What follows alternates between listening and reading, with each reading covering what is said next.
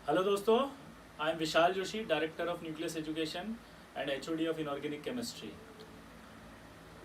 आज हम बात करेंगे कि नीट के अंदर हम 600 मार्क्स तक कैसे लाएं। जो टाइम अब हमारे पास बचा है उस टाइम में 600 नंबर लाने के लिए हमें क्या तरीका अपनाना है, अपनी पढ़ाई में क्या चेंजेस लाना है या अपनी पढ़ाई को किस तरह से सुचारू रूप से चलाना है, उसके लिए आज हम बात करेंगे। तो शुरू करते हैं। सबसे पहला पॉइंट, अगर हमें नीट के अंदर मार्क्स को इंक्रीज करना है तो अपनी स्ट्रेंथ बनाइए बायोलॉजी को। बायोलॉजी को स्ट्रेंथ कैसे बनाएं? तो बायोलॉजी को स्ट्रेंथ बनाने के लिए आप सबसे पहले अपनी एनसीईआरटी को उठाएंगे और उस एनसीईआरटी में जो भी टॉपिक लिख रहे हैं उनको मार्क करते जाएंगे, जिनमें आपको लगता है कि ये हमारे हो चुके हैं और हम इनमें से सवाल सही कर सकते हैं, उन टॉपिक्स को आप मार्क कर दीजिए। जहां आपको ऐसा लगता है कि थोड़ा सा भी कंफ्यूजन है, थोड़ा सा भी लेक ऑफ कॉन्फिडेंस है या थोड़ा सा भी आपको लगता है कि रिवीजन की कमी रह गई, उसको हम सर्कल बना लेंगे। सर्कल बनाने के बाद हमारे पास एक डेटा तैयार हो जाएगा कि मुझे एनसीईआरटी में से बायोलॉजी के ये वाले टॉपिक्स नहीं आते हैं, ठीक है, या इनमें मेरा कॉन्फिडेंस नहीं है। वो आप लिख लीजिए कागज पे। लिखने के बाद आप उसको टारगेट बेस्ड कंप्लीट करें, यानी कि आप ये टारगेट बनाएं कि मुझे ये टॉपिक इतने टाइम में कंप्लीट करना है। समझ गए मेरी बात? अब देखिए, यहां पर आपको बहुत कस्टमाइज प्लान बनाना पड़ेगा। हर बच्चे का अपना एक कस्टमाइज प्लान होगा। अगर आप एक जनरल प्लान में चले गए तो कुछ नहीं हो सकता। क्यों? क्योंकि अब हमारे पास टाइम जो है वो बहुत लिमिटेड है। हमारे पास दिन गिनती के बचे हैं।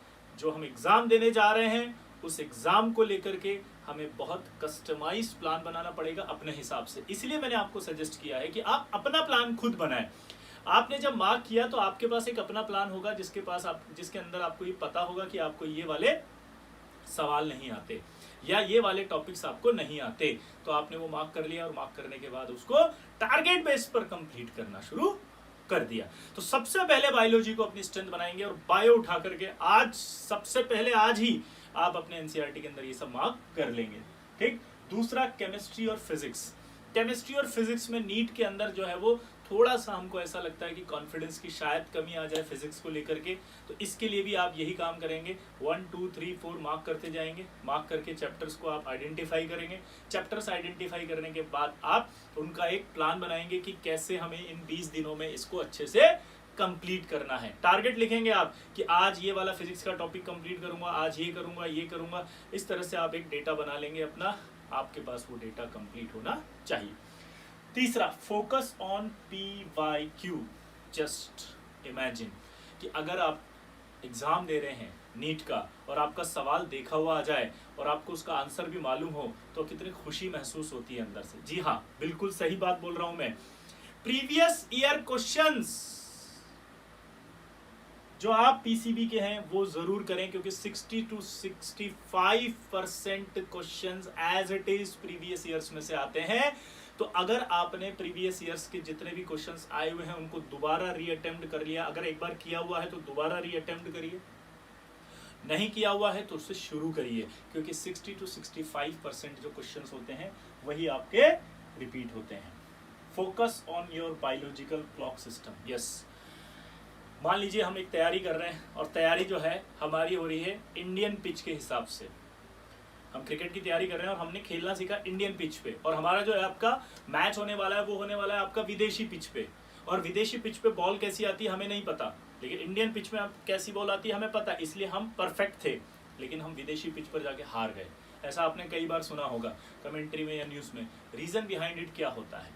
हमने प्रैक्टिस उन कंडीशन या उन परिस्थितियों पर नहीं की जो परिस्थितियों में हमें एग्जाम देना था, यानी जिन परिस्थितियों में हमें खेलना था।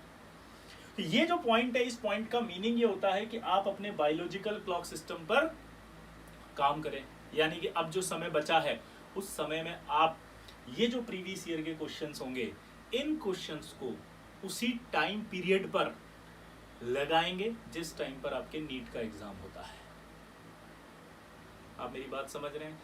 जिस समय आपका नीट का एग्जाम होगा आपको डेली रूटीन बनाना है कि उस समय एक पेपर या तो आप डेली करें या ऑल्टरनेट करें, आपको उसी टाइम पर करना है, ठीक। और पेपर पेपर की तरह ही करना है। लाइक जैसे हम एग्जाम में करते हैं, 3 घंटे तक ना हमें उठना है, ना हमें किसी से बात करनी है, ना हमें मोबाइल देखना है, ना नोटिफिकेशन देखना है, ना यूट्यूब देखना है, ना दोस्त को डाउट्स बताने हैं, ना इंस्टा चलाना है, कुछ नहीं। उन 3 घंटों तक आप और आपका पेपर, सिर्फ आप अपने पेपर पर ही फोकस करेंगे, ठीक। और सवाल को करने की टेक्निक रखनी है कि आपको जो सवाल आ रहा है पहले उसे अटेम्प्ट करें, जो नहीं आ रहा उसे छोड़ते जाएं, अटेम्प्ट करते जाएं, जो नहीं आ रहा उसे छोड़ते जाएं।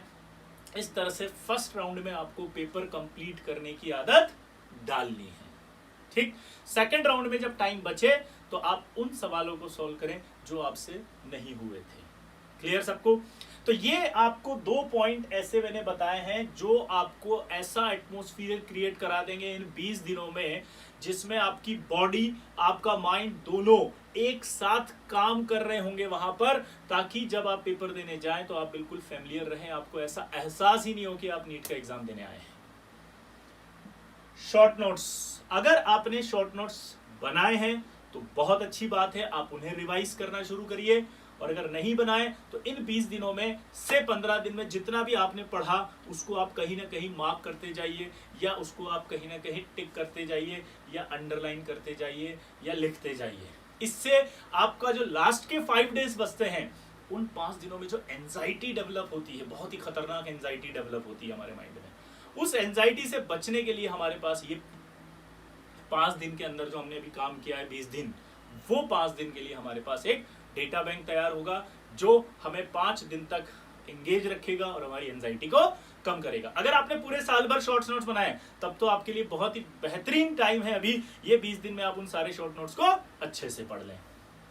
अगली बात करता हूं मैं रिव्यू टेस्ट पेपर। जी हाँ, सबसे इंपॉर्टेंट पार्ट, आपने जो साल भर अपने इंस्टीट्यूट में, या आपने कोई डीएलपी ज्वाइन कर रखी होगी, या कोई भी आपने जो पेपर दिया है, उन पेपर्स को आप रेंडमली उठाएं। समय अगर कम लगता है तो आप 5 पेपर उठा करके उन पेपर्स का एक रिव्यू करें। अगर सारे कर सकते हैं तो बहुत अच्छी बात है। रिव्यू कैसे करना है वो मैं आपको बताता हूं। आप सबसे पहले उन पेपर्स को उठाकर आपने जो जो सवाल गलत किए थे उन सारे सवालों को एक बार जरूर देख लें।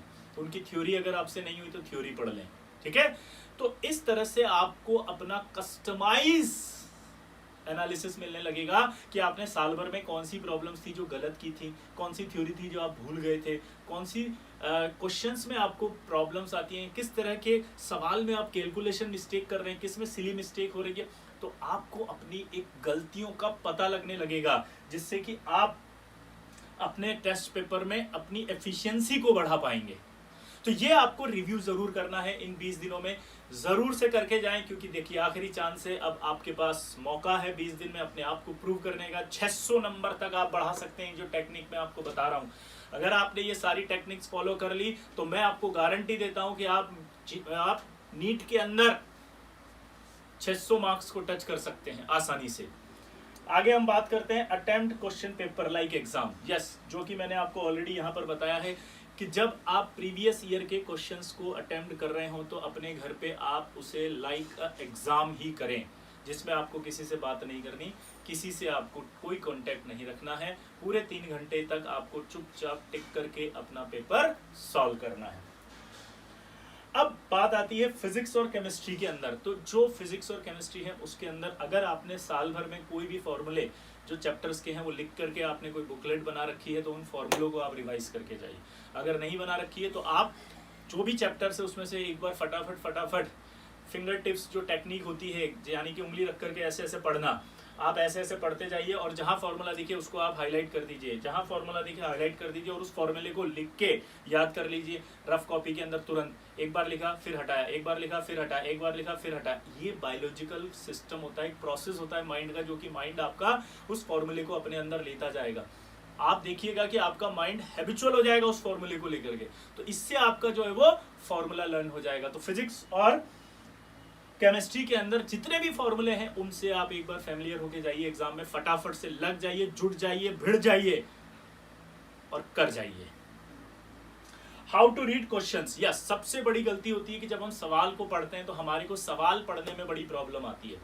सवाल जब हम पढ़ते हैं तो हम बहुत कैजुअली पढ़ जाते हैं, या कई बार सवाल पढ़ते समय हम लोग अपने ही माइंड का प्री ऑक्यूपाइड माइंड से यूज करते हैं सवाल को। हम एक परसेप्शन क्रिएट कर लेते हैं कि अरे ये सवाल तो वही है जो हमारा कोचिंग में पूछा गया था, ये तो मेरे इंस्टीट्यूट के पेपर में आया था। नहीं, आपको अपना एक परसेप्शन हटाना है, उस सवाल को पढ़ना है जो वहां दिया गया है। हम शुरू की 2 लाइन पढ़ते ही समझ लेते हैं कि यही पूछा होगा इसने, और जल्दी से टिक करके आ जाते हैं, जिससे हमारा सवाल गलत हो जाता है। तो जब आप ये प्रैक्टिस कर रहे होंगे प्रीवियस ईयर क्वेश्चंस की, अपने इंस्टीट्यूट के पेपर्स को जब आप रिव्यू कर रहे होंगे, तो इन बातों का आपको ध्यान रखते हुए नोट डाउन करना है कि मैं सवाल को अच्छे से पढ़ूंगा। ये एक लिख करके चिपका दीजिए जहां भी आप पढ़ते हैं, ताकि जब आप एग्जाम देने जाए तो आपका माइंड आपको इस बात के लिए मोटिवेट करे कि आपको सवाल अच्छे से पढ़ना है। देखिए, एक सवाल को करने के लिए सफिशिएंट टाइम मिलता है, लेकिन हम एंजाइटी क्रिएट कर लेते हैं, हम होपलेस हो जाते हैं, हाइपर हो जाते हैं, एक्साइटेड हो जाते हैं। इन सब चीज़ों की वजह से वो सवाल जो है वो हम गलत पढ़ जाते हैं, और सवाल गलत पढ़ने के साथ कई बार टिक भी गलत कर देते हैं। तो हमें ये मिस्टेक्स नहीं करनी है, इसलिए फोकस रखें। आपका पेपर जब भी कर रहे हो तो पेशेंस रखते हुए ये अपने दिमाग को बताइए कि मुझे ये सवाल पूरा पढ़ना है, और फिर आप टिक कीजिए। अब बात आती है कि how to avoid calculation mistake. देखिए, कई बार क्या होता है कि जब हम फिजिक्स के अंदर या केमिस्ट्री में, स्पेशली फिजिकल केमिस्ट्री की बात करूं और फिजिक्स की बात करूं, तो हमारे से कैलकुलेशन मिस्टेक हो जाती है और हमें पता भी नहीं चलता अगर हम उस सवाल को रिव्यू कर रहे हैं तो मैं आपको बताता हूं, जो भी आपको पेपर मिलता है रफ पेपर के आप 4 बॉक्स बनाएंगे। ये टेक्निक आप बहुत इंपॉर्टेंट है, ध्यान से सुनिएगा जो मैं बोल रहा हूं। आप उस रफ पेपर के 4 बॉक्स बनाएंगे, उसमें क्वेश्चन नंबर लिख देंगे 1 2 3 4। पहला सवाल अगर उसमें कोई भी कैलकुलेशन आ रही है तो आप इसी बॉक्स में करेंगे, दूसरे सवाल की कैलकुलेशन इसी बॉक्स में करेंगे, तीसरे की इसी बॉक्स में करेंगे, चौथे की इसी बॉक्स में करेंगे। यानी हर सवाल का जो कैलकुलेशन है उसका एक बॉक्स फिक्स है। मेनली कैलकुलेशन आपको फिजिक्स में ही जरूरत पड़ेगी और फिजिकल केमिस्ट्री में। तो फिजिक्स के जितने सवाल हैं उसके हर सवाल का एक बॉक्स तुरंत बना लें, और उसी बॉक्स में आप उस सवाल को सॉल्व करें, ताकि आपको आपकी कैलकुलेशन मिस्टेक से आज़ादी मिले। कैलकुलेशन मिस्टेक आपकी, देखिएगा, इस टेक्निक को अपना के बहुत कम हो जाएगी। और जब आप गो थ्रू होते हैं, यानी कि फर्स्ट राउंड में जब आपने सवाल को छोड़ दिया और गलत कर दिया, तो आप जब वापस उस सवाल को करने जाते हैं तो आपके पास वो कैलकुलेशन होती है वहां पे। हो सकता है ना, कई बार हम सवाल इसलिए भी छोड़ देते हैं कि नहीं बन रहा है, कैलकुलेशन नहीं हो रही, टाइम नहीं है मेरे पास, जल्दी जल्दी में हम सोचते हैं कि यार ये तो बहुत लंबा सवाल हो गया, टाइम वेस्ट हो रहा है, तो मैं आगे बढ़ जाऊं। तो आपके पास वो आधी कैलकुलेशन उस बॉक्स में है, तो आप वहां से कंटिन्यू कर सकते हैं। तो ये हैबिट है, इसको आप जरूर से अपनाइए। इन 20 से 25 दिन जो आपके पास हैं नीट के लिए, अब उस पर लग जाइए। इन सारे 10 पॉइंट्स को अगर आपने अपना लिया तो आपको ये गारंटी है कि आप 600 नंबर तक टच कर सकते हैं। देखिए, ये सिर्फ आप पर डिपेंड करेगा। आपके मार्क्स लाना आपके हाथ में होता है, हमारा काम सिर्फ आपको गाइड करना होता है। हम सिर्फ एक पथ प्रदर्शक हैं, यानी हम आपको रास्ता बता सकते हैं कि आप इन सबको फॉलो करिए, लेकिन फॉलो आप ही को करना है।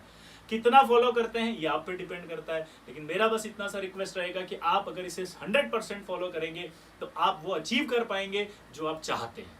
ठीक है, चलिए मिलते हैं अगली बार। धन्यवाद।